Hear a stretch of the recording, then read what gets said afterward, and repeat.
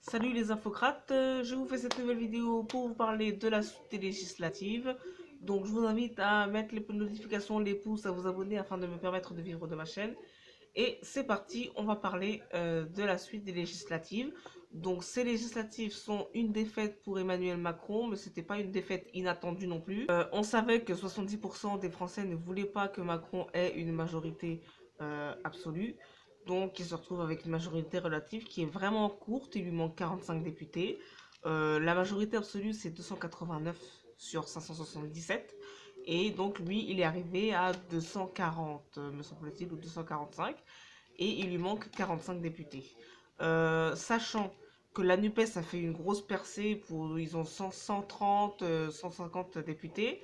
Et que les Républicains ont 64 députés. Donc Macron pourra parfois compter sur les voix des Républicains pour faire voter certaines lois, éventuellement pour compter sur la gauche pour voter certains amendements plus sociaux, etc. Puisque la NUPES a déjà fait savoir que s'il y avait des propositions intéressantes comme la montée du SMIC, l'augmentation du SMIC, ils voteraient.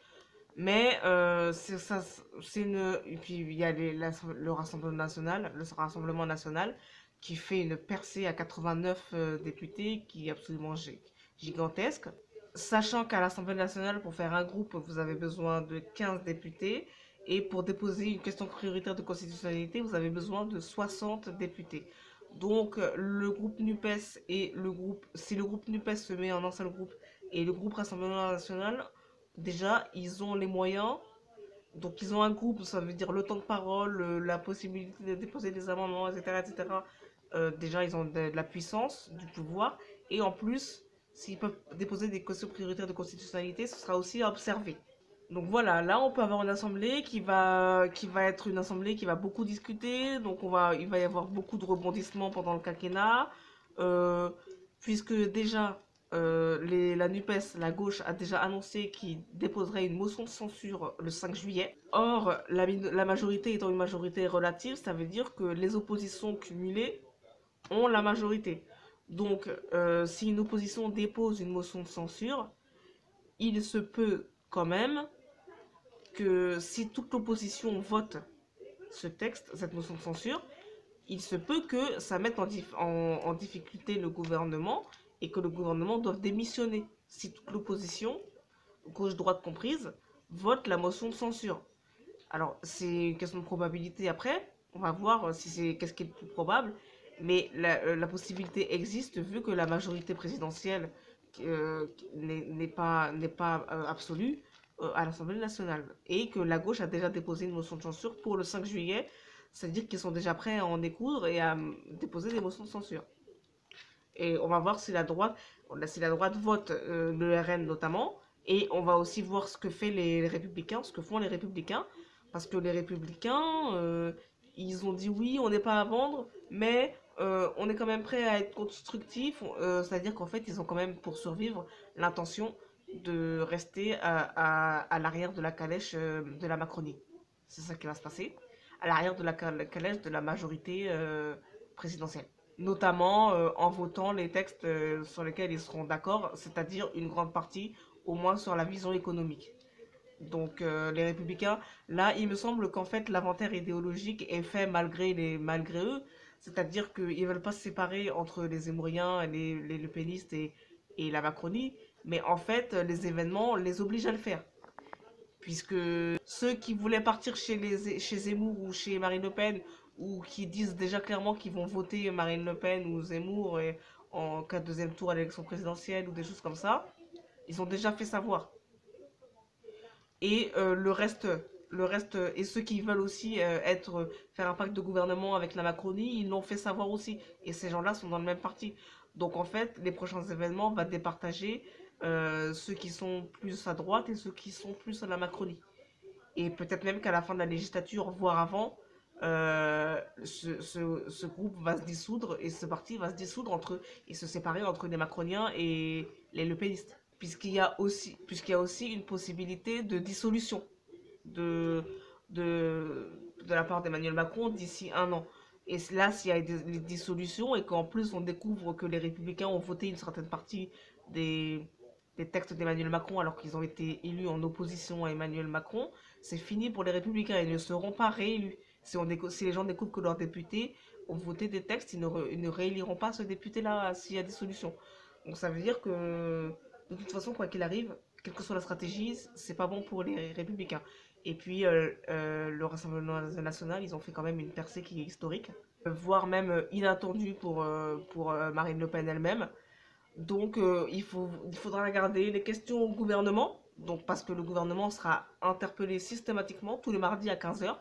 Ils seront tous les mardis, tous les mercredis à 15 heures. Ils seront interpellés par tous les groupes, tous les présidents de groupe. Donc, les différents présidents de la NUPES, la gauche, la droite, l'extrême droite. Marine Le Pen va avoir une tribune extraordinaire. Il faut voir ce que fait Mélenchon, puisque Mélenchon ne s'est pas présenté pour être député. Donc, il faut voir quelle est la tribune qu'il va avoir. Aujourd'hui, Macron reçoit les différents présidents de groupe. Donc, je ne sais pas exactement à quoi correspond ce mélange des genres, parce que normalement, le président, c'est l'exécutif, les autres, c'est les parlementaires, c'est le pouvoir législatif, ils ne sont pas censés être mélangés, et le président n'est pas censé, comme ça, exercer son pouvoir sur le pouvoir législatif. Donc, il faut savoir un peu, c'est un peu du mélange des genres que je ne comprends pas. Le président, il veut dire quoi? Il veut dire qu'il a compris qu'il avait perdu, il veut supplier les gens de l'aider, il veut leur dire de ne pas bloquer. Donc voilà, qu'est-ce qu'il veut faire le président? Je ne vois pas. Est-il dans le déni? Est-il en colère? Est-il dans le mépris? Est-il dans la non-écoute? Est-il dans l'écoute? Est-il... apparemment, et tout le monde dit qu'il semble redescendre sur Terre là depuis aujourd'hui et qu'il semble avoir compris ce que les Français voulaient dire par leur vote. 70% des Français, vous ne voulez pas que Macron ait une majorité absolue, donc ça veut dire que les Français n'ont pas l'intention de le laisser gouverner comme ça, tout seul, comme Jupiter, comme le premier quinquennat. Parce que le premier quinquennat, il y a quand même eu beaucoup de dossiers depuis, à commencer par les Gilets jaunes. Donc, on va voir comment ça se goupille pour lui, pour Macron, mais ça s'annonce être un candidat à un quinquennat très difficile. Il faut aussi voir au niveau des Républicains. Il va y avoir un congrès en septembre pour les Républicains et Christian Jacob, le patron des Républicains, ne veut pas rester. Donc, il va y avoir une nouvelle tête. Il va y avoir une nouvelle tête aussi au niveau des syndicats, la CGT, parce qu'il va y avoir un nouveau congrès en septembre, en automne. Vous allez voir les prix et l'inflation et ça va être extrêmement difficile pour les gens. Que va-t-il se passer dans la rue au niveau des syndicats, des mouvements sociaux, etc. Les mouvements anti-vax, anti-pass, les mouvements sociaux, syndicats, le travail, les salaires, l'inflation, avec les retraites, etc. Qu'est-ce qui va se passer pour les étudiants? Qu'est-ce qui va se passer pour les pauvres? Qu'est-ce qui va se passer au niveau de la fiscalité? Qu'est-ce qui va se passer au niveau de la réforme des retraites? Comment ça va être engagé? Bon, il y a des dossiers. Il y a des dossiers qui attendent et ça peut être, on peut arriver sur une crise de régime. Certains disent qu'on y est déjà. Et puis il y a les dossiers qui sont sortis sur Macron qu'on ne peut pas nier. L'affaire Rothschild, l'affaire MSC, Alexis Colère, les différents bouquins qui sortent sur Macron, les différents documentaires qui sortent sur Macron qui ne sont pas dans les médias traditionnels. Le fait qu'on se tape la honte à l'étranger d'une manière diplomatique sur tous les dossiers. Donc on va voir, les Français ne sont pas contents, clairement, ne sont pas satisfaits du précédent quinquennat, donc on va voir comment ça va se passer. Parce que ça risque d'être violent socialement, on craint la violence sociale. On craint la violence sociale, on craint la guerre civile, la violence sociale qui se matérialise dans la rue. Parce que la NUPES appelle aussi à ce que les gens se mobilisent dans la rue s'ils ne sont pas satisfaits. Notamment Clémentine Autain. Donc voilà, c'est un petit peu le résumé de la situation. On va voir comment ça se goupille. Rien n'est sûr. Le propre poste d'Elisabeth Borne n'est plus sûr. Mélenchon qui n'est pas député, on va voir qu'est-ce qu'il va faire. Les Républicains qui vont changer de tête, on va voir comment ça va se passer. On va voir comment la NUPES s'organise entre les groupes, s'ils s'entendent ou si l'union s'est éclatée juste après les élections.